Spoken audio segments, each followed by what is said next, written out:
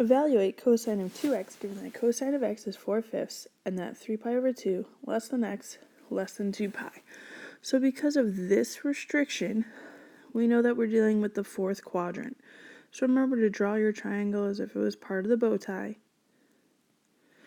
And then cosine of x means that you have the adjacent over the hypotenuse. And then because of the Pythagorean triple, you know that this remaining side is 3, but because it's in the fourth quadrant, it's going to be -3.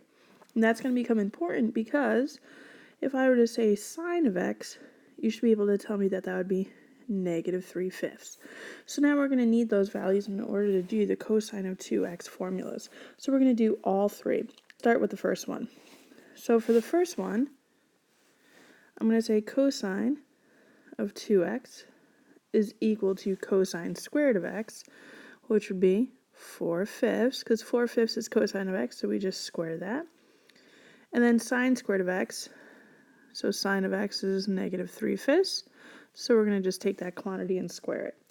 So the quantity of 4/5 squared would become 16/25, and the quantity of -3 squared would become +9/25. And then when you find the difference of that, you get that it would be 7/25. Now, that was using the first formula, so now let's go ahead and use the second formula. So for the second formula, we're going to say that cosine of 2x is equal to 1 minus 2 times the quantity of sine squared of x. So sine of x is -3/5, and so we're going to square that. And by order of operations, we're going to do the exponents first. So I get 9/25. Then the multiplication, so I get 18/25.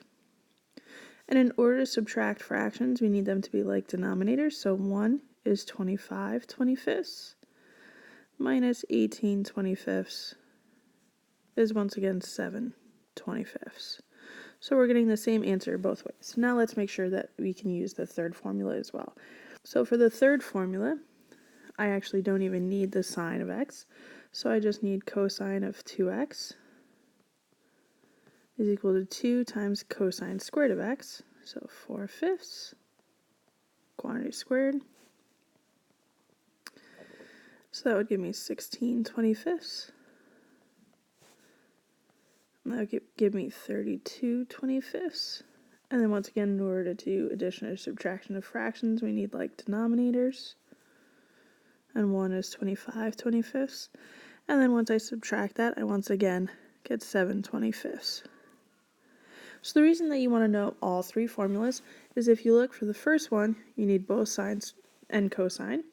For the second one, you only actually need the sine value. And for the third one, you only need the cosine value in order to be able to evaluate the whole entire equation. So hopefully you found that helpful.